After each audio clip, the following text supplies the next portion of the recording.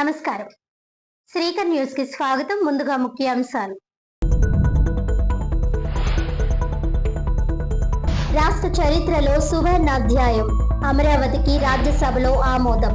కూటమి నాయకులు ఆనందోత్సాహాలు. ఆజాద్ చౌక్ వద్ద సంబరాలు.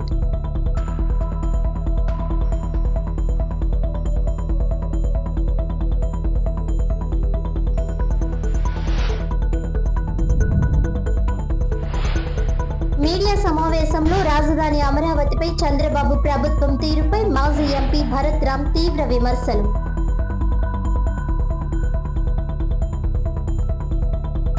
ప్రజాస్వామ్యాన్ని ప్రక్కన పెట్టి దమనకారి పాలనను అవలంబిస్తూ బీసీ ప్రజల హక్కులను హరిస్తున్న ప్రభుత్వంపై రాష్ట్ర పీఏసీ సభ్యులు అత్తిలి రాజు తీవ్ర ధ్వజం. రాష్ట్ర రాజధానిగా అమరావతికి చట్టబద్ధత కల్పించే బిల్లుకు రాజ్యసభలోనూ ఆమోదం పొందడం సువర్ణాధ్యాయమని కూటమి నాయకులన్నారు. రాష్ట్ర రాజధానిగా అమరావతికి చట్టబద్ధత కల్పించే బిల్లు రాజ్యసభలో ఆమోదం పట్ల కూటమి నాయకులు ఆజాద్ చౌక్ వద్ద సంబరాలు చేసుకున్నారు. రాజమండ్రిలో ఆనాడు అమరావతి రైతులు పాదయాత్ర చేసుకుంటూ వస్తుండగా వారిపై వాటర్ బాటిళ్లు, వాటర్ ప్యాకెట్లతో వైకాపా వారు ఎక్కడైతే దాడి చేశారో అదే ఆజాద్ చౌక్ లో బాణాసంచా పేల్చి సంబరాలు చేసుకుని శుభాకాంక్షలు తెలుపుకొని ఆనందాలు పంచుకున్నారు. అదే విధంగా తిలక్ రోడ్ లోని నగర టీడీపీ కార్యాలయం వద్ద పార్టీ నాయకులు, మహిళా నాయకురాళ్లు దీపాలు వెలిగించి సంబరాలు చేశారు. అలాగే 42వ డివిజన్ లోని కూటమి నాయకులు, కార్యకర్తలు, అభిమానులు తమ ఇళ్ల వద్ద దీపాలు వెలిగించారు. ఈ సందర్భంగా టీడీపీ రాష్ట్ర ప్రధాన కార్యదర్శి గన్ని కృష్ణ, నగర అధ్యక్షులు మజ్జి రాంబాబు, ఏపీ సెటిబుల్స్ కార్పొరేషన్ చైర్మన్ కొడుపూడి సత్యబాబు, జిల్లా ప్రధాన కార్యదర్శి కాశీ నవీన్ కుమార్, తాడేపల్లిగూడెం పరిశీలకులు నక్కా చిట్టిబాబు, గౌతమి జీవకారుణ్య సంఘం చైర్మన్ వర్రె శ్రీనివాసరావు, జనసేన పార్టీ నగర ఇన్ఛార్జ్ అత్తి సత్యనారాయణ, జనసేన పార్టీ నగర అధ్యక్షులు వై శ్రీను, బీజేపీ నాయకులు అడబల రామకృష్ణ, టీడీపీ జిల్లా మహిళా కమిటీ అధ్యక్షురాలు మాలే విజయలక్ష్మి, నగర మహిళా కమిటీ అధ్యక్షురాలు కోసూరి చండీప్రియ తదితరులు మాట్లాడారు. ఆంధ్రప్రదేశ్ రాష్ట్ర రాజధాని అమరావతికి చట్టబద్ధత కల్పించే బిల్లుకు లోక్సభ ఆమోదం పొందడంతో రాష్ట్ర ప్రజలందరూ సంతోషంలో ఉన్నారు. వారంతా ఎంతో గర్వించే క్షణాలని. ఈ చట్టబద్ధతతో అమరావతి శాశ్వత రాజధానిగా నిలుస్తుందని అన్నారు. అమరావతికి చట్టబద్ధత లభించడం జీర్ణించుకోలేక విషం చిమ్ముతున్న వారికి రాబోయే రోజుల్లో ప్రజలు గొప్ప గుణపాఠం నేర్పిస్తారని అన్నారు. అమరావతి అభివృద్ధికి బలమైన తోడ్పాటు అందిస్తూ చట్టబద్ధత బిల్లును విజయవంతంగా ముందుకు తీసుకువెళ్లిన ప్రధానమంత్రి నరేంద్ర మోదీ, కేంద్ర హోంమంత్రి అమిత్ షాకి ప్రత్యేక ధన్యవాదాలు తెలిపారు. ఉమ్మడి ఆంధ్రప్రదేశ్ విభజన తర్వాత రాజధాని లేని రాష్ట్రంగా ఏపీ మిగిలిందని, రాజధానిగా అమరావతిని సీఎం చంద్రబాబు నాయుడు ఎంపిక చేశారని గుర్తు చేశారు. 2014లో అమరావతికి అందరూ మద్దతు తెలిపారని, ఆనాడు జగన్ కూడా అమరావతికి మద్దతు పలికారని గుర్తు చేశారు. ఏపీ కోసం వేలాది మంది రైతులు తమ భూములు ఇచ్చారని, రాజధాని మార్చబోమన్న జగన్ మాటలు నమ్మి 2019లో వైసీపీని ప్రజలు గెలిపించారని అన్నారు. అధికారంలోకి వచ్చాక జగన్ మాట మార్చారని, వైసీపీ అధినేత నిర్వాకంతో రైతులు వేదనకు గురయ్యారని వారు ఆవేదన వ్యక్తం చేశారు. రైతులకు సంకెళ్లు వేశారని, అక్రమ కేసులు పెట్టి వేధించారని అన్నారు. మహిళలను వేధించారని ఆవేదన వ్యక్తం చేశారు. 1631 రోజుల పాటు అమరావతి రైతులు ఉద్యమం చేశారని, రాజధాని ప్రాంతంలో 5 ఏళ్ల పాటు 144 సెక్షన్ కొనసాగిందని గుర్తు చేశారు. రాజధానిపై వైసీపీ 3 ముక్కలాట ఆడిందని, అయితే వైసీపీ 3 రాజధానులను ఏపీ ప్రజలు తిరస్కరించారని మంత్రి సంతోషం వ్యక్తం చేశారు. 2024లో అమరావతి ఏకైక రాజధాని అంటూ ప్రజలు తీర్పునిచ్చారని చెప్పుకొచ్చారు. ఈ సందర్భంగా లోక్సభ, రాజ్యసభల్లో అమరావతి చట్టబద్ధతకు మద్దతు తెలిపిన అందరికీ ధన్యవాదాలు తెలిపారు. అమరావతికి వైసీపీ మినహా దేశమంతా అండగా నిలిచిందన్నారు. ఈ కార్యక్రమంలో అధిక సంఖ్యలో కూటమి నాయకులు, కార్యకర్తలు, అభిమానులు, యువకులు తదితరులు పాల్గొన్నారు. చట్టబద్ధతగా అమరావతిని రాజధానిగా మనం ఏర్పాటు చేసుకోవడం జరిగింది.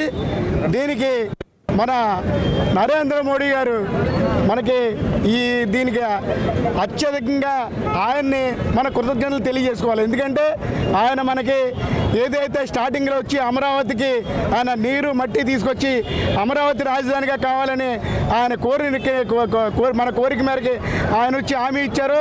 ఆ హామీ మేరకి ఈరోజు చంద్రబాబు నాయుడు గారు, అలాగే పవన్ కళ్యాణ్ గారు, లోకేష్ గారు, అలాగే మన ప్రభుత్వం నుంచి ఈ అమరావతిని తీసుకురావడం ఎంతైనా కూడా ప్రజలకు ఎంతో మేలు చేసిన విషయం అని చెప్పి ఈ సందర్భంగా తెలియజేస్తున్నాను. అలాగే గత ప్రభుత్వం, వైసీపీ ప్రభుత్వం ఏదైతే అమరావతికి పోరాడుతున్న రైతుల్ని అనేక ఇబ్బందులు పెట్టి అనేక మన కేసులు పెట్టించి ఇళ్లలోంచి ఆడవాళ్ళని మగవాళ్ళని కూడా తేడా లేకుండా నానా హింసలు పెట్టిన పరిస్థితి మనం చూసాం. అలాగే ఇవాళ అమరావతి ఏనాడికి కూడా రాజధాని అవుతుందని చెప్పి ప్రగల్భాలు పలికిన వాళ్ళని కూడా చూసాం. ఇక్కడ ఈ కార్యక్రమాన్ని ఇక్కడ నిర్వర్తించడానికి కారణం ఏంటంటే గతంలో ఇదే ఆజాద్ చౌక్లో రైతులు, అన్నదాతలు, అలాగే మనకి మన రాష్ట్రానికి భూములు ఇచ్చిన రైతుల్ని పాదయాత్రలో ఇవాళ మనకి ఇక్కడికి పాదయాత్రగా వస్తుండగా మన మాజీ ఎంపీ అలాగే వైసీపీ నాయకులు కొంతమంది ప్రబుద్ధులు ఇక్కడ రైతుల మీద కుళ్ళి కాలంలో నీళ్లు సీసాలతో పట్టి వాళ్ళ మీద దాడి చేసింది మనందరూ ఏనాడు మర్చిపోలేం. ఇవాళ ఈ కార్యక్రమాన్ని ఇక్కడ తీసుకోవడానికి కారణం ఏంటంటే ఇదే ప్లేస్లో వాళ్ళు ఏదైతే ఈ ఉద్యమాన్ని ఆపడానికి, రైతులను ఆపడానికి, ఈ అమరావతిని ఆపడానికి కుళ్ళు కుతంత్రాలతో వ్యవహారం చేశారో అది ఇవాళ ప్రజలందరి సపోర్ట్ తోటి ప్రజల ఆకాంక్షని ఇవాళ నెరవేరినందుకు మనందరం కూడా ఎంతో సంతోషంగా ఉన్నాం.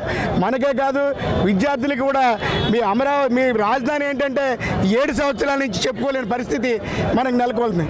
అందరికీ నమస్కారం. ఈరోజు అమరావతిని చట్టబద్ధం చేసి ఎంతో గొప్పగా, ఎందుకంటే చంద్రబాబు నాయుడు గారు ఈ రాష్ట్రం విడిపోయినప్పుడు ప్రత్యేకంగా అమరావతి మీద దృష్టి పెట్టి మొత్తం ఉద్యోగస్తులందరినీ కూడా తీసుకొచ్చి ఆయన రోడ్డు మీద ఉండి ఈ అమరావతిని ఆ రోజు మొదలుపెట్టారు. కానీ ఈ వైసీపీ అధికారంలోకి వచ్చిన తర్వాత 3 రాజధానులు అని చెప్పి ఎక్కడా కూడా 3 ఇటుక ముక్కలు పెట్టకుండా మనకి ఏదైతే అమరావతి రాజధానికి భూములు ఇచ్చారో ఆ రైతుల్ని ఎవ్వరు కూడా, ఏ ప్రభుత్వం కూడా ఎంత దారుణంగా ఈ వైసీపీ ప్రభుత్వం ఏడిపించిందో కూడా అందరూ కూడా చూశారు. వాళ్ళు కనీసం భగవంతుడి మీద ఇది పెట్టుకుని పాదయాత్రతో ఈ ఊరు వస్తే ఇక్కడ ఈ వైసీపీ మాజీ ఎంపీ భరతరామ్ గారు ఇదే సెంటర్లో వాళ్ళని ఎంతో అవమానపరిచి ఎంతో ఇబ్బంది పెడుతున్న ఆ రోజు తెలుగుదేశం పార్టీ మేము ప్రతిపక్షంలో ఉండి కూడా మేమందరం కూడా గట్టిగా పోరాడి ఆ రైతులకు అండగా ఉండి ఇక్కడ ఆ కార్యక్రమాన్ని ఎక్కడా కూడా ఆపకుండా వాసు గారి ఆధ్వర్యంలో మేము దాన్ని ఎదరికి తీసుకెళ్ళి ఏదైతే అమరావతిలో ఆ రైతులు బాధపడ్డారో ఆ అమరావతి ఈరోజు చట్టబద్ధం చేయడం నిజంగా చాలా గొప్ప విషయం. దానికి మోడీ గారికి, పవన్ కళ్యాణ్ గారికి, చంద్రబాబు నాయుడు గారికి, లోకేష్ గారికి మా ప్రత్యేక కృతజ్ఞతలు తెలుపుకుంటున్నాం. ముఖ్యంగా ఈ అమరావతి అనేది గతంలో మనం చూసాం, పిల్లలు ఇందా మా ప్రెసిడెంట్ గారు చెప్పినట్టు ఈ రాజధాని అమరావతి అంటే మీకు ఎక్కడ కూడా చెప్పుకోలేని పరిస్థితి. ఈరోజు ప్రతి ఒక్కరూ అందరూ కూడా మా రాజధాని అమరావతిని గొప్పగా చెప్పుకునే విధంగా ఈరోజు ఎన్డీఏ ప్రభుత్వం మన తెలుగు ప్రజలకు ఇచ్చిన గొప్ప అవకాశం అని చెప్పి మేము అందరం కూడా సగర్వంగా చెప్పుకోగలుగుతున్నాం. జరిగింది.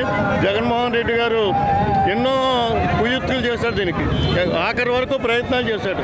తర్వాత ఆయనకి ఏదో చాలా ఈ మధ్య ఏదో అన్నారు, ఆయనకి మెదడులో చిప్పేదో పోయిందని చెప్పేసి ఆయన ఇంకా అన్నీ అయిపోయిన అమరావతిని నానా గొడవ చేసి అమరావతి కాదు ఇది శ్మశానం అని అది ఇది చెప్పేసి నానా కబుర్లు చెప్పారు వాళ్ళు. ఇప్పుడు ఆఖరికి ఇంకా తన సాధ్యం కాదని, తన కళ మొత్తం విఫలమైపోతుందని చెప్పేసి ఇప్పుడు మావిగన్ అని చెప్పేసి కొత్తగా మొదలెట్టాడు, ఇంకో స్లోగన్ మొదలెట్టాడు. మావిగన్ అంటే ఆయనకే తేలేదు. మరి లండన్ మందులు ప్రభావం తగ్గిపోయిందో తెలియదు, కానీ మావిగన్ అని ఆయన పేరు కలిసి వచ్చేలాగా అది కూడా మొదలుపెట్టాడు. ఆఖరికి ఏది చల్లక పార్లమెంట్లో ఆ బిల్లు సక్సెస్ అయ్యే టైంకి, బిల్లు పాస్ అయ్యే టైంకి మొత్తానికి వాకౌట్ చేయడం మొదలెట్టారు. వాకౌట్ చేయడం అంటే అంతకన్నా, ఎందుకంటే ఒక మొత్తం అస్త్రసన్యాసం చేసేసి ఇంకేమీ చేయలేని పరిస్థితిలో వాకౌట్ చేశారు ఇక్కడ. కాబట్టి దీన్ని బట్టి ఎన్ని కుయుక్తులు చేసినా ఏం చేసినా పైగా అంటాడు మేము మళ్ళీ వస్తే ఇది ఈ బిల్లుని మేము రద్దు చేస్తాం అని చెప్పేసి చెప్తున్నాడు. రద్దు చేయడానికి రాష్ట్ర ప్రభుత్వానికి వీడి కాదు కదా, వీడు ఎవరు వచ్చినా కానీ రాష్ట్ర ప్రభుత్వం చేతిలో ఏముండదు, అది కేంద్ర ప్రభుత్వం చేయాలి. మరి ఏం చేయినా కానీ తస్మాత్ ప్రజలందరూ కూడా చాలా జాగ్రత్తగా ఉండి వీడు విషపురుగు, ఆ విషపురుగుని మళ్ళీ అధికారంలో రాకుండా చేయవలసిన బాధ్యత ప్రజలందరి మీద ఉందని చెప్పి దీన్ని బట్టి వాళ్ళే చెప్పుకుంటారు. ఎందుకంటే మేము వస్తే మళ్ళీ ఇదంతా మళ్ళీ పాత తీసుకొస్తారట.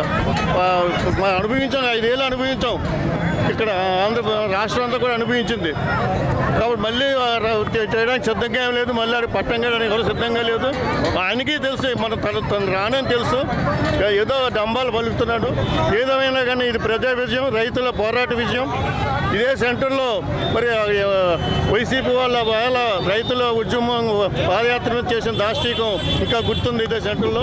కాబట్టి ఇక్కడ ఈ కార్యక్రమం విజయోత్సవాలు చేయడం అనేది చాలా సవ్వని తెలియజేసుకుంటూ దీనికి ఈరోజు చాలా శుభకరమైన దినం. ఆంధ్ర రాష్ట్ర ప్రజలందరూ చాలా ఆనందించదగ్గ విషయం. ఎందువల్లంటే మన అమరావతి చట్టబద్ధంగా పార్లమెంట్లో ఆమోదించబడింది. దీనికి సహకరించిన మా నరేంద్ర మోడీ గారికి, చంద్రబాబు నాయుడు గారికి, పవన్ కళ్యాణ్ గారికి అందరికీ కూడా మా హృదయపూర్వక అభినందన తెలియజేస్తూ, మేము గతంలో అమరావతి రైతులు వాళ్ళు చేస్తున్న దీక్షకు ఆధారంగా ఇదే సెంటర్లో, ఆజాద్ చౌక్ సెంటర్లో మేమందరం కూడా ఆ రోజు వాళ్ళకి సంఘీభావంగా మేమందరం వెళితే, కూటమి ప్రభుత్వం తరపున అందరూ వెళితే, ఇదే సెంటర్లో వైసీపీ నాయకులు చాలా దారుణంగా రాళ్లతోటి రెచ్చగొట్టి చాలా అవమానం పరిచారు. ఈరోజు వాళ్ళందరికీ బుద్ధి వస్తుందని ఇదే సెంటర్లో మేము ఈరోజు ఈ యొక్క ఆనందోత్సవాలు పాల్గొనడం జరిగింది. అంతేకాదు మేము అదే చెప్తున్నాం, జగన్ గారికి ఈరోజు దేశంలో ఉన్న అన్ని రాజకీయ పార్టీలు కూడా అమరావతికి జై కొడితే ఒక జగన్మోహన్ రెడ్డి ఒకటే, వాళ్ళ పార్టీ ఒకటే వాకౌట్ చేసిందంటే ఎంత దురదృష్టకరమో చూడండి. అతను మన ఆంధ్రాలో పుట్టే అర్హత లేదు అతనికి మరొక్కసారి ప్రజలందరూ బుద్ధి చెప్పాలి. ఈసారి 11 కాదు, ఆ 1 కూడా రాకుండా 0 వస్తే మన రాష్ట్రం నుంచి తెరవాలి. ఎందుకంటే అమరావతి వస్తేనే రేపు యువతకి చాలా అవకాశాలు ఉంటాయి. అంతేకాదు పెట్టుబడిదారులందరికీ కూడా చాలా భరోసా ఉంటుంది. ఈరోజు లాస్ట్ 5 years కూడా మనం ఎంతో వెనకబడిపోయాం. ఈరోజు ఇంత అలాగా ఆనందకరమైన విషయంలో మీ అందరితోటి పాలు పంచుకోవాలని మీ అందరూ ఈ విధంగా పత్రికాముఖంగా మేము ఆనందోత్సవాలు చేసుకుంటున్నాం కూటమి తరఫున. ఏదైతే 2015లో నరేంద్ర మోడీ గారు గంగాజలం పార్లమెంటు ప్రాంగణం ఉన్న మట్టిని తీసుకొచ్చి అమరావతి యొక్క రాజధానికి శంకుస్థాపన చేశారు. అదే యొక్క రాజధాని ఆ రోజు నుంచి కూడా భారతీయ జనతా పార్టీ గారి కేంద్ర ప్రభుత్వం కానీ చెప్తుంది అమరావతి రాజధాని అని చెప్పేసి. అదే రాజధాని వేళ చట్టం ప్రకారం రాజ్యాంగపరంగా అమరావతి ఆంధ్రప్రదేశ్ రాజధానిగా ఈవేళ చట్టపరంగా నిర్ధారణ అవ్వటం, ఆ బిల్లు రాష్ట్ర ఆమోదానికి పంపించడం అంటే చాలా ఆంధ్ర ప్రజలందరూ కూడా ఆనందిస్తున్నటువంటి విషయం. ఏదైతే అనేక గత ప్రభుత్వం 3 ముక్కలాట ఆడింది, 3 రాజధానులు ఉంది. మళ్ళీ రాజధానులైన రాష్ట్రాన్ని పరిపాలించారు. లోటస్ పాండ్ని జగన్మోహన్ రెడ్డి గారు రాజధాని చేసి పరిపాలించారు, ప్రజలు ఇంటికి పంపారు. అయినా మళ్ళీ 3 ముక్కలాట మానలేదు ఆయన. ఇవాళ శ్రీపట్నం అంటున్నాడు, విజయవాడ అంటున్నాడు, నగరం అంటున్నాడు, 3 కలిపి మళ్ళా ఇప్పుడు వాళ్ళు ఏదో రాజధాని అంటాడు. ఇంతైనా సరే ఆయనకి జ్ఞానం రాకపోవటం చాలా దురదృష్టకరం. ప్రజలు గమనిస్తున్నారు, గమనించు, నిన్నెక్కడ కూర్చోబెట్టారో తెలుసుకో. ఇప్పటికైనా సరే అమరావతి పేరుతో చంద్రబాబు ప్రభుత్వం లక్షల కోట్ల వ్యయంతో మునిగిపోయే ప్రాంతంలో రాజధాని నిర్మాణం చేయడం ద్వారా రాష్ట్ర ప్రజలు అప్పుల ఊబిలో కూరుకుపోయి పిల్లల భవిష్యత్ అంధకారం అవుతుందని వైసీపీ జాతీయ అధికార ప్రతినిధి మాజీ ఎంపీ మార్గని భరత్రామ్ తీవ్రంగా విమర్శించారు. స్థానిక పార్టీ కార్యాలయంలో శుక్రవారం ఆయన మీడియా సమావేశంలో మాట్లాడుతూ దేశంలో ఏ రాష్ట్రానికి రాజధాని మధ్య ప్రాంతంలో లేదని, ఏ రాజధాని కూడా ఒక రోజులో, ఒక సంవత్సరంలో నిర్మాణం జరగలేదని, 100 ఏళ్లు జరిగాయని అన్నారు. దేశంలోని ముంబై, ఢిల్లీ, చెన్నై, బెంగళూరు వంటి రాష్ట్రాల రాజధానులన్నీ 50 నుండి 60 సంవత్సరాలు ఎందరో నాయకుల నిరంతర కృషి వల్ల జరిగాయని ఉదహరించారు. అయితే చంద్రబాబు నాయుడు మాత్రం తాను అధికారంలో ఉన్న పరిమిత కాల వ్యవధిలోనే ప్రపంచంలోనే అద్భుతమైన రాజధాని నిర్మాణం అంటూ లక్షల కోట్లు అప్పులు చేయడం రాష్ట్ర ప్రజల నెత్తిన పెనుభారం పడుతుందని అన్నారు. అమరావతి పేరుతో రాష్ట్ర ప్రజల్లో మనోభావాలను రెచ్చగొట్టే విధంగా చంద్రబాబు నాయుడు రాష్ట్రంలో వాతావరణం సృష్టిస్తున్నారని మండిపడ్డారు. రాష్ట్రంలో ఇప్పటికే విశాఖపట్నం, విజయవాడ వంటి నగరాలు అభివృద్ధి చెంది ఉన్నాయని, ఈ నగరాల్లో కేవలం 10,000 కోట్లు ఖర్చు చేస్తే దేశంలో ప్రస్తుతం ఉన్న రాష్ట్రాల రాజధానులతో తక్కువ సమయంలో సమానంగా అభివృద్ధి చెందవచ్చునని అన్నారు. వచ్చేది వర్షాకాలమని గత సంవత్సరం చూశామని, ఏ రాష్ట్ర రాజధాని మునిగే ప్రాంతంలో లేదని అన్నారు. రాష్ట్ర ఆర్థిక పరిస్థితులను దృష్టిలో పెట్టుకుని ఈ కోణంలోనే మాజీ ముఖ్యమంత్రి జగన్ మావిఘన్ ప్రతిపాదన చేశారని, ఆయన నిర్ణయం రాష్ట్ర ప్రజల భవిష్యత్ రీత్యా సముచితమైన నిర్ణయమని అన్నారు. ఈ ప్రతిపాదనపై సోషల్ మీడియాలో అడ్డగోలుగా జగన్ ను ట్రోలింగ్ చేయడం అనుచితమని అన్నారు. సీపోర్ట్, ఎయిర్పోర్ట్ల కనెక్టివిటీ ఉన్నటువంటి గ్రోత్ ఇంజిన్ కలిగిన రాజధాని ప్రాంతం విభజిత ఆంధ్రప్రదేశ్ కు అవసరమని అన్నారు. లక్షల కోట్ల అప్పులతో అమరావతి రాజధాని నిర్మాణం చేయడం పట్ల చంద్రబాబు సొంత సామాజిక వర్గంలోని మాజీ అధికారులు, మేధావులు, మంత్రులు, ఎంపీలు, ఎమ్మెల్యేలు వ్యతిరేకత కలిగి ఉన్నారని అన్నారు. చాలా మంది మేధావులు రాజధాని నిర్మాణం 1-2 ఏళ్లలో అయ్యేది కాదని, అది నిరంతర ప్రక్రియ అని, లక్షల కోట్లు ఒకే ప్రాంతంలో కుమ్మరించడం సరైనది కాదని అంటున్న సంగతిని భరత్ గుర్తు చేశారు. అమరావతి రాజధాని నిర్మాణం రాష్ట్ర ప్రజలకు గ్రోత్ ఇంజన్ కాదని, కేవలం చంద్రబాబు, పవన్ కళ్యాణ్, లోకేష్లకేనని భరత్ ఎద్దేవా చేశారు. జగన్ ప్రభుత్వ హయాంలో 3 లక్షల కోట్ల రూపాయలు పైబడి అప్పులు, ప్రస్తుత చంద్రబాబు ప్రభుత్వంలో 3 లక్షల కోట్ల రూపాయలు పైబడి అప్పులతో రాష్ట్ర ప్రజల భవిష్యత్ అగమ్య గోచరంగా మారుతుందని, వడ్డీ రూపేణా వేల కోట్ల రూపాయలు చెల్లించాల్సి వస్తోందని ఆందోళన వ్యక్తం చేశారు. ఉద్దేశంతో అక్కడ లెజిస్లేటివ్ క్యాపిటల్ చేశారు. ఇదే అమరావతి రైతులకి, పేద రైతులకి పెన్షన్ కిందన చంద్రబాబు నాయుడు గారు 2,500 రూపాయలు ఇచ్చేవారు. జగనన్న ప్రభుత్వం వచ్చిన తర్వాత అమరావతి రైతులకు అన్యాయం జరగకూడదని ఆ 2,500లలో 5,000 రూపాయలు చేసిన వ్యక్తి జగనన్న. ఎక్కడ అన్యాయం చేశారండి? నేను ఇవాళ అడుగుతా ఉన్నా, మీరు గ్రోత్ ఇంజన్ అని చెప్తున్నారు. ఎక్కడ గ్రోత్ ఇంజన్ అవుతుంది? ఎలా గ్రోత్ ఇంజన్ అవుతుంది? అది ప్రజలకు చెప్పాల్సిన అవసరం ఉంది. నేను అడుగుతా ఉన్నా, నిజంగానే కనుక ఒక పోర్ట్ సిటీ, ఇప్పుడు ప్రతిదీ కూడా మనం చూసుకున్నాం. అటు చెన్నై ఏమి తమిళనాడుకు మధ్యలో లేదే, అటు బాంబే ఏమి మహారాష్ట్రకి మధ్యలో లేదే, అటు కోల్కతా ఏమి వెస్ట్ బెంగాల్కి మధ్యలో లేదే, అదేవిధంగా బెంగళూరు కూడా. అదే కనుక నిజంగా విశాఖపట్నమే కనుక క్యాపిటల్ అయితే ఒక 5 సంవత్సరాలతో మనం కంప్లీట్ చేస్తాం. ఇప్పుడు ఎలాగా మీరు విశాఖపట్నాన్ని ఒప్పుకోవట్లేదు, సరే అది పక్కన పెట్టండి. పోనీ అదే ప్రాంతంలో జగనన్న ఏం చెప్పాడు? మచిలీపట్నము, విజయవాడ, గుంటూరు ఈ 3 కలిపి ఒక కారిడార్ కింద తీసుకుని ఒక మంచి నేషనల్ హైవే కనెక్టివిటీ ఆల్రెడీ ఉంది, అవసరమైతే దానికి చుట్టూరు రింగ్ తిప్పి ఒక పోర్ట్ కనెక్టివిటీ రోడ్డు కనుక దాన్ని ప్రాపర్గా చేస్తే, ఇప్పుడు క్యాపిటల్స్ అన్నీ ఎట్లా వచ్చినాయండి? చెన్నై ఏమి ఒక రోజులో ఏమి, లేకపోతే ఒక సంవత్సరంలోనో 10 సంవత్సరాల్లోనో ఒక 50 సంవత్సరాల్లో డెవలప్ అయిన సిటీ ఏం కాదు కదా, 100 సంవత్సరాలు పట్టింది. అదే రకంగా హైదరాబాద్ 400 సంవత్సరాల చరిత్ర, బాంబే 100 సంవత్సరాల చరిత్ర, ఢిల్లీ అప్పుడు బ్రిటిష్ వాళ్ళ కాలంలో పెద్ద పెద్ద భవనాలు కట్టి ఒక అద్భుతమైన మాస్టర్ ప్లాన్ తీసుకుని వచ్చి 100 సంవత్సరాలు పట్టింది. నేను అమరావతిని నేను స్క్రాచ్ నుంచి స్టార్ట్ చేస్తానని అంటే, మరి నిజంగా అమరావతి ప్రజలనే కాదు, ఆంధ్రప్రదేశ్ రాష్ట్ర ప్రజల యొక్క సెంటిమెంట్ని, ఎమోషన్ని మరి రెచ్చగొట్టి, నేను అడుగుతా ఉన్నా, రెచ్చగొట్టి అప్పు చేసి పప్పుగూడు చేస్తారా అని అడుగుతా ఉన్నా. జగన్మోహన్ రెడ్డి గారు చాలా ప్రాక్టికల్గా మాట్లాడారు.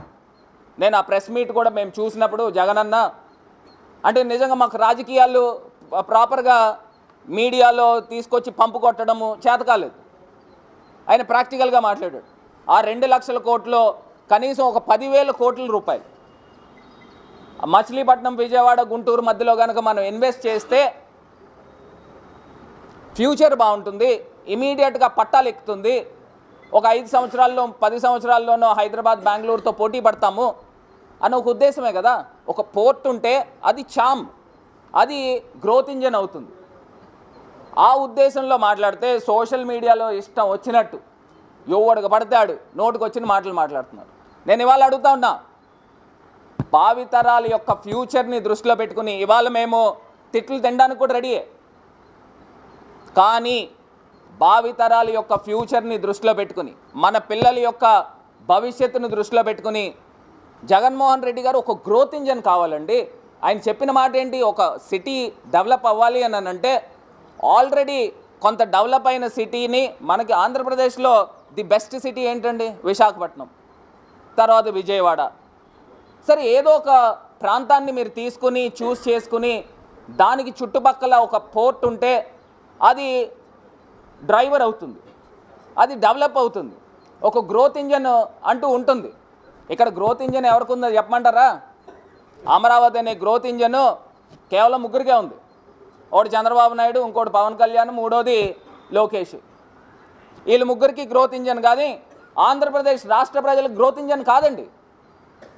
2 లక్షల కోట్ల రూపాయలు ఒక ప్రాంతంలో మీరు పోస్తూ ఉంటే మన దగ్గర ఏమన్నా మిగులు బడ్జెట్ ఉందా? పోనీ మీరు ఏదన్నా పోరాటం చేసి కేంద్ర ప్రభుత్వం దగ్గర నుంచి లక్షల కోట్లు ఏమన్నా తీసుకుని వస్తున్నారా?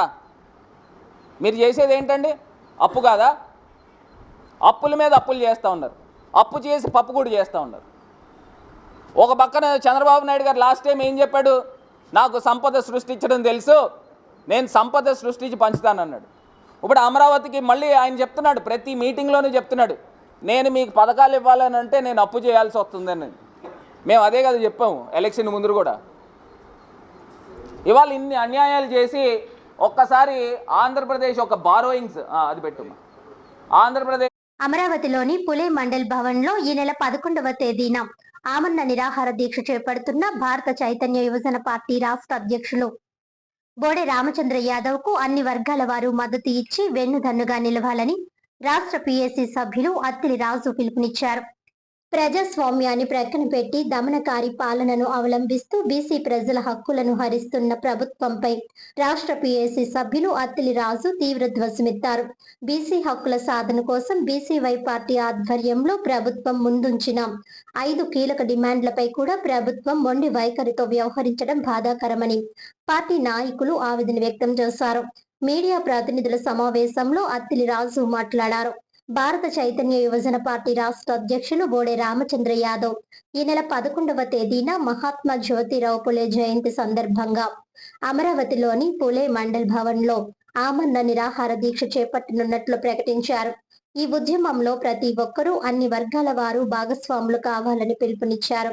రాజమండ్రి నగర కన్వీనర్ వనం శ్రీనివాస్, రాష్ట్ర మహిళా కో కన్వీనర్ నాగేశ్వరి, రాష్ట్ర యూత్ కన్వీనర్ మారిశెట్టి సూరి, రాష్ట్ర ఎగ్జిక్యూటివ్ కమిటీ సభ్యులు టి శీతల్, జిల్లా యూత్ కన్వీనర్ నీలపాల సాయి మణికంఠ, గోపాలపురం నియోజకవర్గ కన్వీనర్ ప్రభాకర్, జిల్లా కో కన్వీనర్ జె లక్ష్మణ్ తదితరులు పాల్గొన్నారు. వచ్చే బీసీ రక్షణ చట్టం, ఈ బీసీ రక్షణ చట్టం అనేది చంద్రబాబు నాయుడు గారు ప్రభుత్వం అధికారంలో రాకముందు వారు మేనిఫెస్టోలో పెట్టి బీసీలకి మేము అధికారంలోకి రాగానే బీసీలు అనేక విధంగా ఒక రక్షణ చట్టం ఏర్పాటు చేశారంటే ప్రభుత్వం గుర్తించింది ఏంటి, అలా అధికారంలో ఉన్నప్పుడు బీసీలకి సామాజిక భద్రత లేదనే కదా అర్థం. బీసీల రక్షణ చట్టం అంటే సామాజిక భద్రత, ఆర్థిక భద్రత, రాజకీయ భద్రత లేదు కాబట్టే బీసీలకి రక్షణ చట్టాన్ని ఏర్పాటు చేస్తానని చంద్రబాబు నాయుడు గారు స్వయంగా తన 14 సంవత్సరాల రాజకీయ అనుభవం కాదు అధికార అనుభవంలో ముఖ్యమంత్రిగా చేసినప్పుడు వారు తీసుకున్న నిర్ణయం.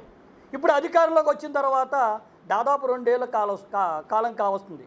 కానీ ఇప్పటి వరకు కూడా ఏ విధమైన ఉలుకు పలుకు లేకుండా అధికారంలోకి వచ్చిన తర్వాత బీసీల రక్షణ చట్టం అనేటప్పటికీ దాని మీద కమిషన్లు వేసాము, అభిప్రాయాలు సేకరిస్తున్నామని కాలయాపన చేస్తుంది.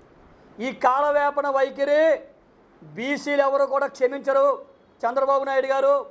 ఎందుకంటే తాము గత 14 సంవత్సరాల పరిపాలనలను కూడా ఇదే వైఖరిని అవలంబించి మాకు అనగా బీసీలకు ఎవరికైతే ఉందో కేవలం ఆదరణ పథకాల పేరు చెప్పో లేదా సంక్షేమ పథకాల పేరు చెప్పో మమ్మల్ని ఇంతవరకు కట్టడి చేశారు. ఇప్పుడు ఆ పరిస్థితి లేదు. మేము ప్రశ్నిస్తున్నాం. మా హక్కుల్ని మేము అడిగి తీసుకునే హక్కు మాకు ఉంది. కాబట్టి ఈ రోజున రామచంద్ర యాదవ్ గారు ఇలా భారత చైతన్య యువజన పార్టీ నేతృత్వంలో ఈ రోజున 5 ప్రధానమైన డిమాండ్స్లో బీసీ రక్షణ చట్టం, అదేవిధంగా అమరావతి రాజధానిలో 1000 ఎకరాల భూమిని కేటాయించాలని ప్రభుత్వాన్ని ముందుకు పెట్టడం జరిగింది. ఎందుకంటే వేలాది ఎకరాల భూమిని తీసుకుంటున్న ఈ ప్రభుత్వం రేపొద్దుట 3 కోట్ల మంది జనాభా ఉన్న ఈ బీసీ వర్గాల ప్రజలు రేపొద్దుట అద్దాల మేడలతో నిర్మించే స్వర్గధామంగా చూపిస్తున్న మీరు ఏదైతే నిర్మిస్తున్నారో రాజధానిని రేపొద్దుట ఈ ప్రజలకి బీసీ ప్రజలకు చేతి వృత్తులు, కుల వృత్తులు ఇలా నమ్ముకుని జీవించే ఈ వృత్తి సామాజిక వర్గాల ఉద్యోగ ఉపాధి అవకాశాల కోసం రాజధాని వస్తే మీరు 100 అంతస్తుల బిల్డింగులు కట్టుకుంటే ఆ అద్దాల మేడలోకి చూసే స్థితిలో బీసీలను ఉంచుతారా? ఈ యొక్క స్థితిలో ఉండకూడదనే ఒక దూరదృష్టితో మా అధ్యక్షులు రామచంద్ర యాదవ్ గారు బీసీలకి 1000 ఎకరాల భూమిని రాజధానిలో కేటాయించండి. వారి విద్యాభివృద్ధి కోసం, వారి సామాజిక అభివృద్ధి కోసం, వారి ఉద్యోగ భద్రత కోసం ఇలా వాళ్ళకి వసతి గృహాలు ఏర్పాటు చేసుకుండి. వారు రేపొద్దుట ఆ రాజధానిలో మేము కూడా భాగస్వాములమే, మేము ఆ మనుగడ కూడా మాకు ముఖ్యమైన ఒక ఉద్దేశంతో మేము ఒక రాజధానిలో 1000 ఎకరాల భూమిని మా అధ్యక్షులు రామచంద్ర యాదవ్ గారు ప్రభుత్వాన్ని అడగడం జరిగింది. అదేవిధంగా సమగ్ర కులగణన, ఈ సమగ్ర కులగణన అనే ఒక మోసపూరితమైన వైఖరిని చంద్రబాబు నాయుడు గారి ప్రభుత్వం ఆయన 40 సంవత్సరాల రాజకీయ చరిత్రలోనూ కూడా ఎప్పుడూ కూడా ఈ యొక్క సమగ్ర కులగణన అనేది చేపట్టడానికి ముందుకు అడిగేయలేని పరిస్థితి. కారణం 1930లో బ్రిటిష్ వారి కాలంలో కుల గణన అనేది చేపట్టడం జరిగింది. అప్పటి నుంచి ఇప్పటి వరకు కూడా ఏ విధమైన కులగణన చేపట్టకపోవడం అనేది ఈ భారతదేశంలో కాదు, ఆంధ్రప్రదేశ్లో అతి ముఖ్యంగా వీళ్ళ బీసీల పట్ల ఏ వైఖరి ఉందో అనేది బీసీ ప్రజలందరూ కూడా గుర్తెరగాలి. ఈరోజు మనం ఈ ప్రెస్ మీట్ ద్వారా మేము తెలియజేయాలనుకున్న బీసీ డిమాండ్లు ఆల్రెడీ చెప్పేశాము. రాష్ట్రంలో బీసీ గర్జన ద్వారా తెలియజేశాము. ప్రభుత్వానికి సమయం ఇచ్చాము, ఎటువంటి స్పందన రాలేదు. ఈ ప్రెస్ మీట్ ద్వారా మేము తెలియజేసేది ఏంటంటే రాష్ట్రంలో ఉన్న ప్రతి బీసీ నాయకులు, మహిళలు, బీసీ సంఘాలు తరపున ప్రతి బీసీ కూడా ఈ హక్కుల సాధన కోసం తప్పకుండా ఐక్యతను చూపించాల్సిన అవసరం ఈరోజు వచ్చింది. ఎందుకంటే బీసీవై పార్టీ బీసీల హక్కుల సమస్యలని, బీసీల హక్కుల సాధనే ధ్యేయంగా ఆ సమస్యను నెత్తిన వేసుకొని మన బోడే రామచంద్ర యాదవ్ గారు ఈ నెల 11వ తేదీన ఆమరణ నిరాహార దీక్షను చేపట్టడానికి రెడీగా ఉన్నారు. ఇన్ని సంవత్సరాలు కూడాను మనము గత 76 సంవత్సరాల నుంచి కూడా బీసీ సంఘాలు కానీ నాయకులు కానీ ఈ సమస్యల మీద పోరాడుతూనే ఉన్నారు. ప్రతిసారి ఎలక్షన్లు వచ్చినప్పుడు మేము బీసీలకు ఏదో ఒకటి చేస్తుంటాము, తప్పకుండా ప్రతిదీ మేము అమలు చేస్తూ ఉన్నారు. ఈరోజు మేము ప్రధానంగా చేస్తున్న 5 డిమాండ్లు కూడాను డిమాండ్లు కాదండి, ఇవి బీసీల హక్కులు. రాష్ట్రంలో ఉన్న ప్రతి బీసీ కూడా ఇది హక్కుగా భావించి ముందుకు వెళ్తున్నాం, కానీ దాన్ని నెరవేర్చుకోవడంలో ఒక అడుగు వెనకే ఉన్నాము. కాబట్టి ఈ దీక్షను చేపట్టి ఈ బీసీల డిమాండ్లు నెరవేరే వరకు కూడాను పోరాటాన్ని ఆపను అన్న బోడే రామచంద్ర యాదవ్ గారికి రాష్ట్రంలో ఉన్న ప్రతి బీసీ నాయకులు, బీసీలతో పాటు ఈ యొక్క ప్రెస్ మీట్ ద్వారా తెలియజేస్తుందంటే ప్రతి సామాజిక వర్గం కూడా సపోర్ట్ చేయాలి. ఎందుకంటే ఈరోజు బీసీవై పార్టీ బీసీల సమస్యలను, హక్కులను సాధనకి ఉద్యమాన్ని చేపట్టింది. రాబో రోజుల్లో రాష్ట్రంలో అన్యాయానికి గురవుతున్న ప్రతి బడుగు బలహీన వర్గాలు, ప్రతి సామాజిక వర్గం తరపున ఉద్యమాలు, పోరాటాలు చేసి హక్కులు సాధించుకోవడానికి బీసీవై పార్టీ రెడీగా ఉందండి. కాబట్టి ఈ నెల 11వ తారీఖున రాష్ట్రంలో ఉన్న ప్రతి ఒక్కరూ కూడాను ఈ యొక్క ఆమరణ నిరాహార దీక్షకి ప్రత్యక్షంగా పరోక్షంగా కూడాను సపోర్ట్ తెలియజేయాలని కోరుకుంటూ నమస్తే అండి. మా అన్న బోడే రామచంద్ర యాదవ్ గారు అడుగుతున్న 5 డిమాండ్లు మా అన్న బోడే రామచంద్ర యాదవ్ గారు ఒక్కరి కోసం మాత్రమైతే కాదు, మన రాష్ట్రంలో ఉన్న 2.5 కోట్ల మంది బీసీల హక్కుల కోసం మా అన్న రామచంద్ర యాదవ్ గారు ప్రాణాలు పణంగా పెట్టి ఆమరణ నిరాహార దీక్షకే సిద్ధమవుతున్నారు. ఈ మా అన్న అడుగుతున్న డిమాండ్సే కాదు, ఎన్నికల ముందు ఈ కూటమి ప్రభుత్వపు నాయకులు బీసీల ఓట్ల కోసం బీసీలు ఓట్లు అడ్డు పెట్టుకుని అధికారంలోకి రావడం కోసం బీసీలకు ఇచ్చిన హామీలు ఏ ఒక్కటి నెరవేర్చట్లేదంటే ఈ ప్రభుత్వం బీసీలు అంటే ఎంత చిన్న చూపో ఎంత చులకనో ఈ కూటమి ప్రభుత్వం నాయకులకి అందరూ అర్థం చేసుకోవచ్చు. బీసీ రక్షణ చట్టం మేము అధికారంలోకి వచ్చిన 100 రోజుల్లోనే అమలు చేస్తామని చెప్పి పవన్ కళ్యాణ్ గారు, నారా లోకేష్ గారు, చంద్రబాబు నాయుడు గారు ప్రతి దుక్కున ప్రతి జిల్లాలోనూ ప్రతి మీటింగ్లోనూ డప్పులు కొట్టుకున్నారు బీసీ ఓట్ల కోసం. అధికారంలోకి వచ్చి 2 సంవత్సరాలు అవుతున్నా కానీ బీసీ రక్షణ చట్టం ఊసేలేదు. నా పేరు Torlapati Sheetal, BCY party state committee member. April 11వ తారీఖున బీసీవై పార్టీ అధినేత బోడే రామచంద్ర యాదవ్ గారు చేపట్టినటువంటి ఆమరణ నిరాహార దీక్ష కార్యక్రమానికి సంబంధించి ఏదైతే 5 డిమాండ్లు ఉన్నాయో, బీసీ కులగణన, అలాగే బీసీ ఈ కమిషన్లో నిధులు ఏదైతే లేవో, రాజధానిలో 1000 ఎకరాల భూములు, ఈ న్యాయపరమైన డిమాండ్లతో పాటు మోసపూరితమైనటువంటి బీసీ రక్షణ చట్టం ప్రామిస్ చేసినటువంటి ప్రభుత్వం ఆ చట్టం పేరు చెప్పే ఓట్లు నెగ్గింది తప్ప తర్వాత ప్రజలను పట్టించుకోలేదు. కాబట్టి ప్రభుత్వం ప్రకటించినటువంటి ఆ బీసీ రక్షణ చట్టంతో పాటు న్యాయపరమైనటువంటి అంటే కులగణన, మెజారిటీ ఎక్కువ మంది పర్సంటేజ్ బీసీలు ఉన్నారు అని డిక్లేర్ చేసిన తర్వాత మా వాటా మాకు ఏది అడుగుతారనే భయంతో ఈ కులగణన అనేటువంటిది జనగణన అనేటువంటిది చేయకుండా కప్పిపుచ్చుతో రాజకీయ పాపం గడుపుతున్న ఈ ప్రభుత్వాన్ని నిలదీయడానికి మొట్టమొదటిసారిగా 75 సంవత్సరాల్లో బీసీ సంఘాలు ఏర్పడే తప్ప బీసీ రాజకీయ పార్టీ అంటే ఏర్పడలేదు. కాబట్టి బోడే రామచంద్రరావు గారు ఏర్పాటు చేసినటువంటి భారతీయ చైతన్య యువజన పార్టీ అన్ని కులాలతో అన్ని మతాలతో ఒక రాజకీయ శక్తిగా రెండో ప్రత్యామ్నాయ శక్తిగా ఈరోజు ప్రజల మధ్యన ఎదుగుతూ న్యాయపరమైనటువంటి డిమాండ్ల కోసం ముందుకు రాబోతుంది. కాబట్టి ప్రజలందరికీ పిలుపునిస్తూ ఈ ఇతర పార్టీల్లో బానిస బతుకుతూ బీసీ ప్రజలను మోసం చేస్తూ కుల నాయకులుగా చెప్పుకుంటున్న బీసీ నాయకులందరూ కూడా ఇకపై ఆ యొక్క మోసపూరితమైన గుడ్డలు తీసి న్యాయపరమైనటువంటి పోరాటంకి రాకపోతే ఈ నేటి తర డిజిటల్ మీడియాలో న్యాయమైనటువంటిది ఖచ్చితంగా బహిర్గతంగా ఉంటుంది. కాబట్టి బీసీ పార్టీ తరఫున ఈ ప్రతి హక్కు కోసం బీసీ పార్టీ ముందుకు వస్తుందని ఈ సందర్భంగా అందరికీ తెలియజేస్తున్నాను. నమస్కారం. రాజమహేంద్రవరం. ఈరోజు ఈ ప్రెస్ మీట్ పెట్టడానికి గల కారణం, ఇప్పుడు వరకు చెప్పిన మా నాయకులు ఏదైతే ఉందో దీంట్లో అతి ముఖ్యమైనది 44% రాజకీయంగా విద్యాపరంగా అలాగే ఉద్యోగపరంగా ఇప్పుడున్న యువత ఏదైతే ఉందో అంతా ఈ సోషల్ మీడియాలో కానివ్వండి, ఈ నెట్వర్క్లు కానివ్వండి, వీటిలో ముసుగులుగా పడిపోయి వాళ్ళకు ఉద్యోగాలు లేక ఈ సెలవులు పట్టుకొని ఇలా తిప్పుకోవడం తప్ప వాళ్ళకి ఎటువంటి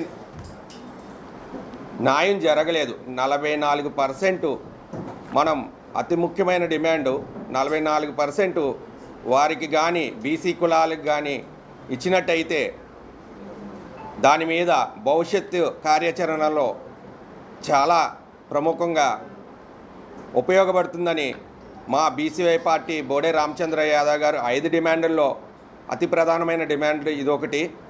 దీని మీద మేము ఏప్రిల్ 11వ తారీఖు ఈ నెల జరిగే ఆమరణ నిరాహార దీక్ష మా బోడే రామచంద్ర యాదవ్ గారు నిర్వహించడం జరుగుతుంది. ఆంధ్రప్రదేశ్ పురోహిత బ్రాహ్మణ సమైక్య తూర్పుగోదావరి జిల్లా విభాగం ఆధ్వర్యంలో ధవళేశ్వరం బ్యారేజ్ కాలనీలో వేంచేసి ఉన్న శ్రీ సుబ్రహ్మణ్యేశ్వర శ్రీ సీతారామ ఆలయంలో ఉచిత సామూహిక ఉపనయనాల కార్యక్రమం ఘనంగా నిర్వహించారు. అఖండ గోదావరి తీరంలో ధవళేశ్వరం బ్యారేజ్ కాలనీలో వేంచేసి ఉన్న శ్రీ సుబ్రహ్మణ్యేశ్వర శ్రీ సీతారామ ఆలయంలో ఆంధ్రప్రదేశ్ పురోహిత బ్రాహ్మణ సమైక్య తూర్పుగోదావరి జిల్లా విభాగం ఆధ్వర్యంలో ఉచిత సామూహిక ఉపనయనాల కార్యక్రమం శుక్రవారం ఘనంగా జరిగింది. పౌరోహిత్యాన్ని బ్రాహ్మణుల కుల వృత్తిగా ప్రభుత్వం గుర్తించాలనే ఏకైక డిమాండ్తో ఆంధ్రప్రదేశ్ పురోహిత బ్రాహ్మణ సమైక్య ఇటీవల కాలంలో విస్తృతంగా కార్యక్రమాలు చేపడుతోంది.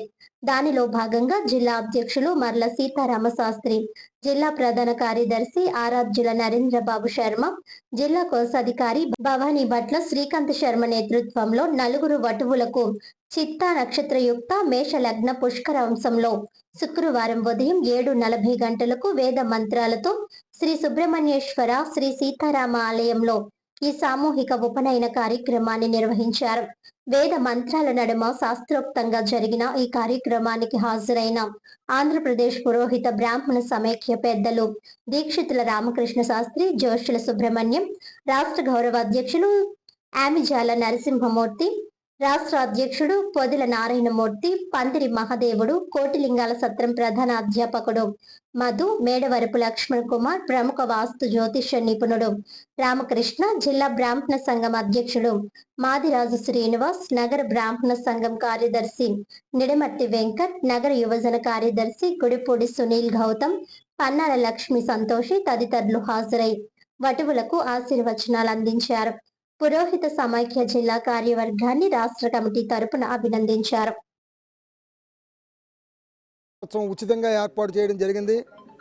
ఈ కార్యక్రమానికి ప్రధాన కార్యదర్శిగా ఈ కార్యక్రమం అంతా కూడా భుజస్కంధాల మీద వేసుకున్నటువంటి ఈ ధవళేశ్వరం గ్రామ కాపురస్తులు రాజా గారు, మరి అదేవిధంగా ఈ కార్యక్రమాన్ని సంకల్పం చేసినటువంటి వారు మన అధ్యక్షులైనటువంటి సీతారామ శాస్త్రి గారు, రాజా గారు, మరి అదేవిధంగా నరేంద్ర గారు, ఆరాధ్యుల నరేంద్ర గారు.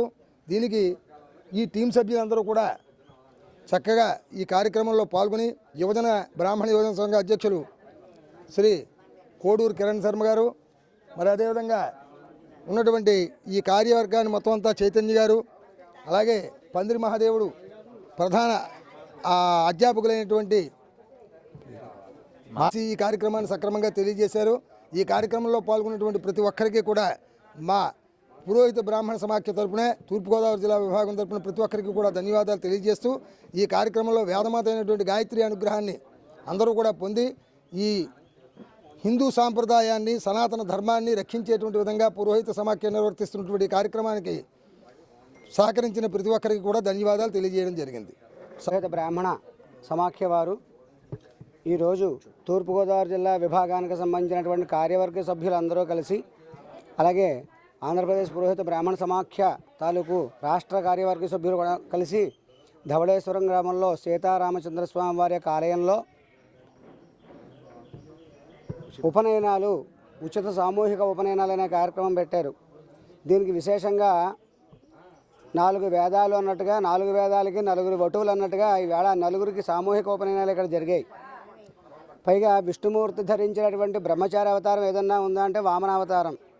కాబట్టి ఈవేళ ఇక్కడ 4 విష్ణుమూర్తులు 4 వామనావతార స్వరూపంలో ఇక్కడ చక్కగా వటువులు చక్కగా ఉపనయనం చేసుకుంటున్నారు.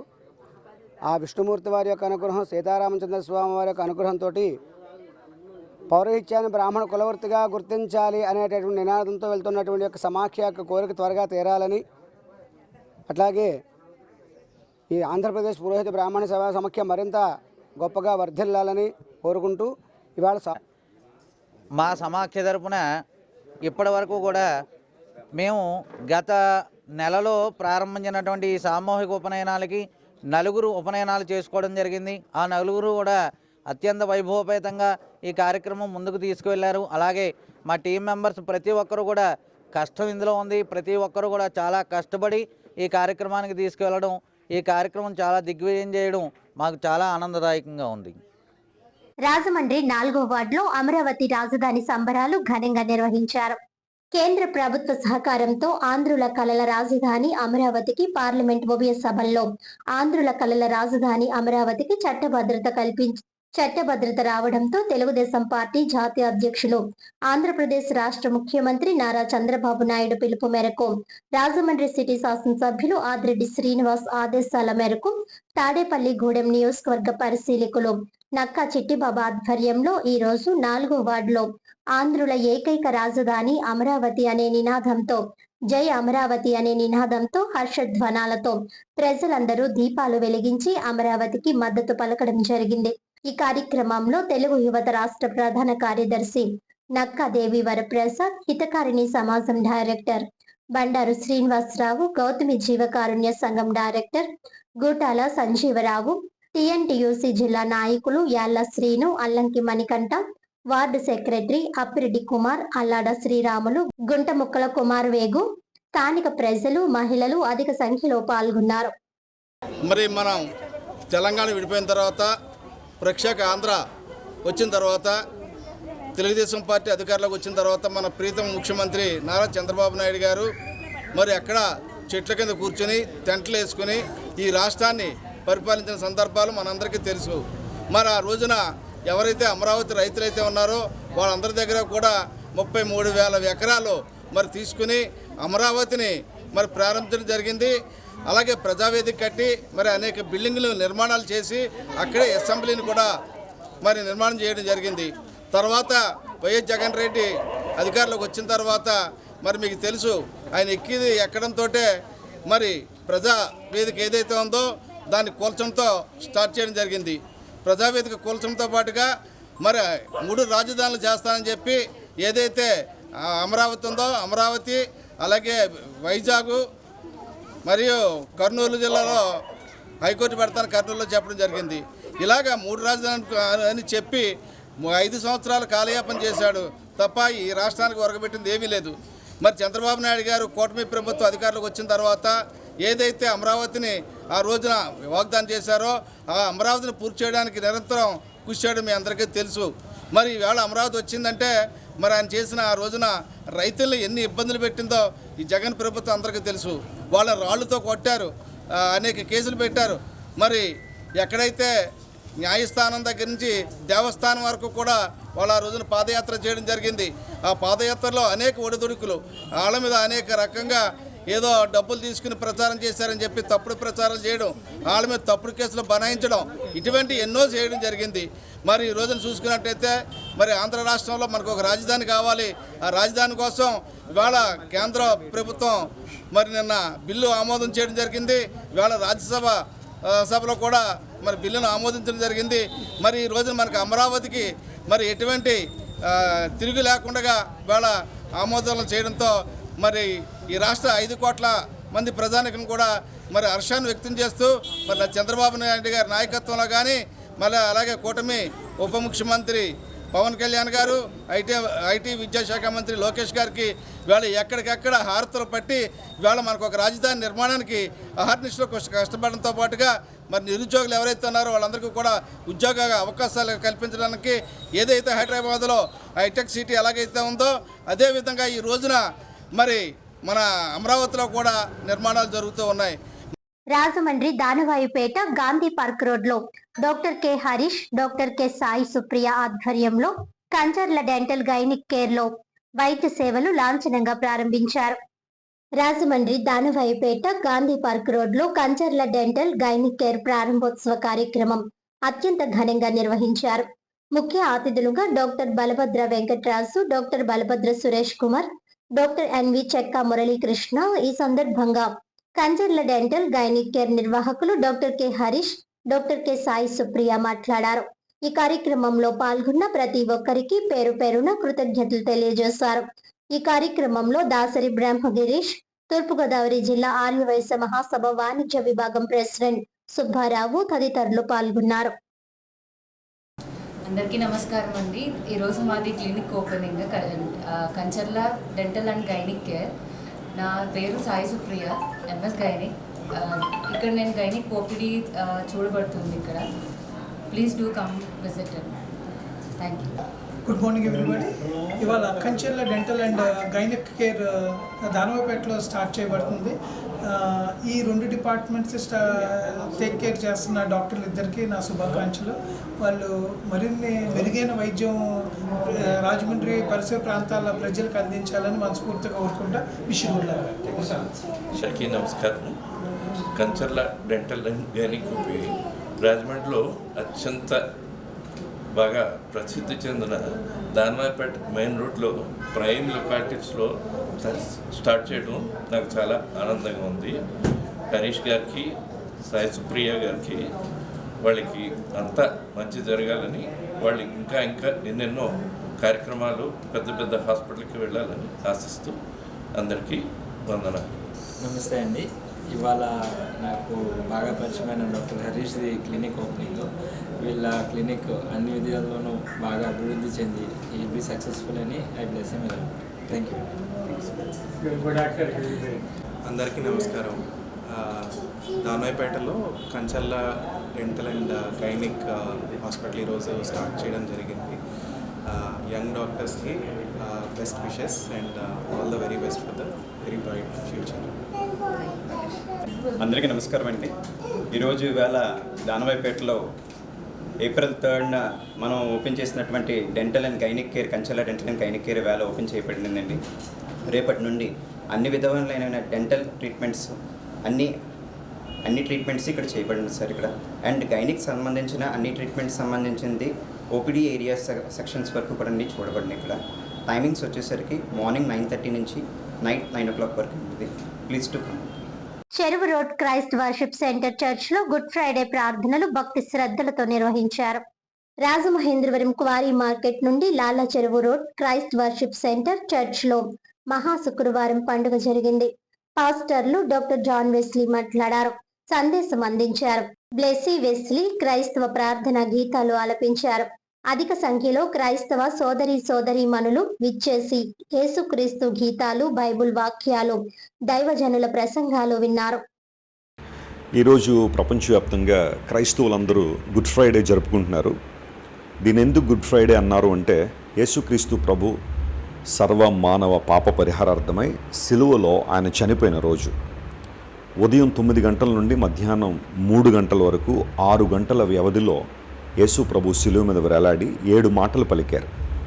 ఈ రోజున అనేక సంఘాల్లో ఆ 7 మాటల యొక్క ప్రాధాన్యతను వివరిస్తున్నారు. వాటిల్లో చాలా ప్రాముఖ్యమైనది క్షమాపణ. దేవుడు మనల్ని పాప క్షమాపణ పొందాలని ఆదేశించారు. అట్టి మార్గంలో మనం కొనసాగులాగానే యేసుప్రభు లోకానికి వచ్చి మన నిమిత్తం సిలువ మీద మరణించారు. యేసుప్రభు మరణం చారిత్రాత్మకమైనది.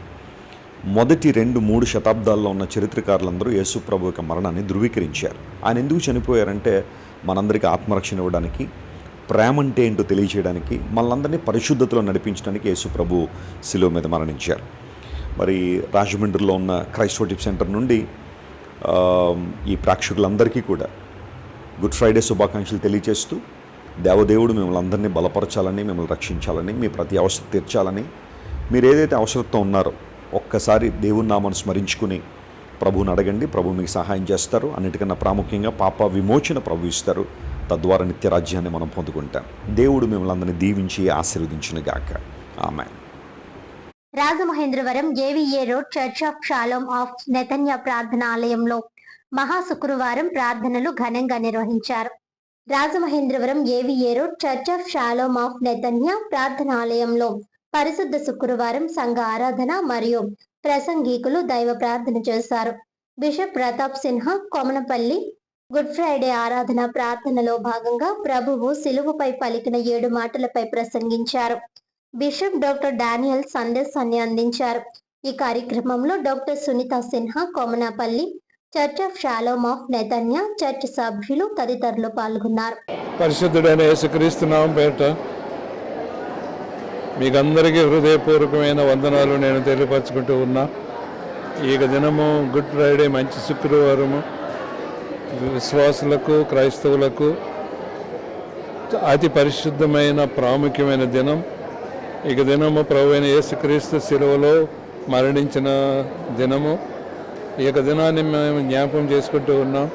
శిలువలో ఆయన పలికిన 7 మాటలు అద్భుతమైన 7 ప్రసంగాలుగా మేము ఈ దినాన్ని ధ్యానిస్తూ ఉన్నాం. దేవుని యొక్క రక్తం మమ్మల్ని కడుగుతూ ఉంది, పరిశుద్ధపరుస్తూ ఉంది, రక్షణలకు నడిపిస్తూ ఉంది అనే విశ్వాసంలో ఈ దినాన్ని ప్రభువైన యేసుక్రీస్తును ఆరాధిస్తూ స్తుతిస్తూ దేవుణ్ణి మహిమపరుస్తూ ఉన్నాం.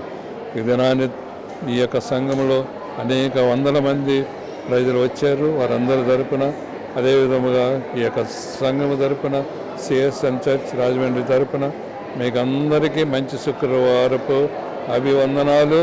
అదేవిధంగా దేవుని యొక్క రక్తం మిమ్మల్ని కడిగి పరిశుద్ధపరచాలని నేను కోరుకుంటూ నా మాటలు ముగిస్తూ ఉన్నా. నేను బిషప్ ప్రతాప్ సిన్హా కొమనపల్లి, ఈ యొక్క సంఘం యొక్క కాపరి. Rajahmundry Bible mission cathedral golden jubilee స్వస్థతశాల మందిరాల సంయుక్త ఆధ్వర్యంలో మహా శుక్రవారం పండుగ ఘనంగా నిర్వహించారు. Rajahmundry Bible mission cathedral church లో మహా శుక్రవారం పండుగ జరిగింది. Bible mission president bishop reverend doctor M Vijayaraju మాట్లాడారు. శుభ శుక్రవారం పండుగ యేసుక్రీస్తు శిల్వపై పలికిన 7 మాటలపై ప్రసంగించారు. ఈ కార్యక్రమంలో reverend doctor N Simeon Sudarshan, reverend N William Bentinck and Usharani, సంఘం పెద్దలు, విశ్వాసులు తదితరులు పాల్గొన్నారు. తండ్రి, నా ఆత్మను నీ చేతికి అప్పగిస్తూ ఉన్నాను. మరి ఇప్పటివరకు మీరు విన్న మాట ఏంటి చెప్పండి? సమాప్తమాయను. ప్రియులారా, అంతా ముగిసిపోయింది కనుక ప్రభువుగా ధైర్యంగా, అంటే ధైర్యం లేదని కాదు, ఆయన సమాప్తమాయను అని పలకగలిగారు.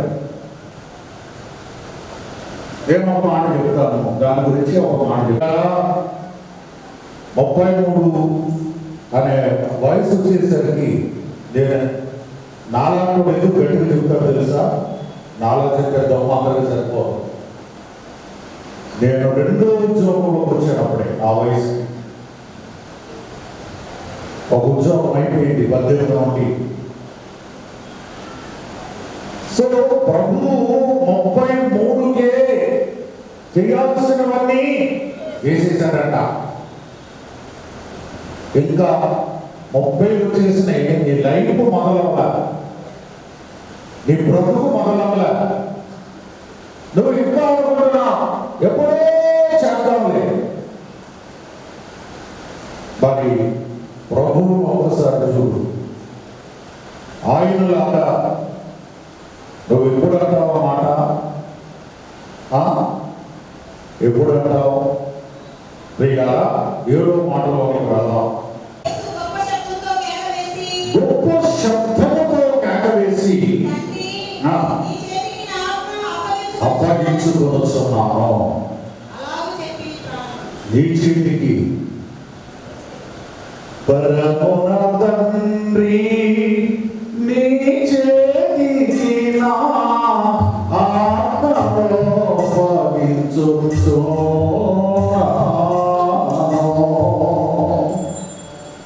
ఇది పొద్దున పాడిన పాట కాదు, ఇంకో పాట ఇది. వార్తలను ముఖ్యాంశాలు మరోసారి. రాష్ట్ర చరిత్రలో సువర్ణాధ్యాయం. అమరావతికి రాజ్యసభలో ఆమోదం. కూటమి నాయకులు ఆనందోత్సాహాలు. ఆజాద్ చౌక్ వద్ద సంబరాలు.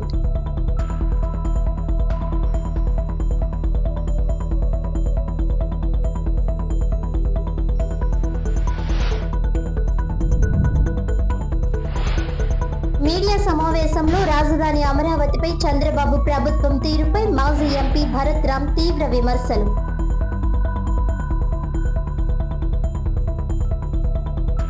ప్రజాస్వామ్యాన్ని ప్రక్కన పెట్టి దమనకారి పాలనను అవలంబిస్తూ బీసీ ప్రజల హక్కులను హరిస్తున్న ప్రభుత్వంపై రాష్ట్ర పీఏసీ సభ్యులు అత్తిలి రాజు తీవ్ర ధ్వజం. ఈనాటి వార్తలు ఇంతటితో సమాప్తం. తిరిగి వచ్చే బులెటిన్లో మళ్ళీ కలుద్దాం. అంతవరకు సెలవు. నమస్కారం.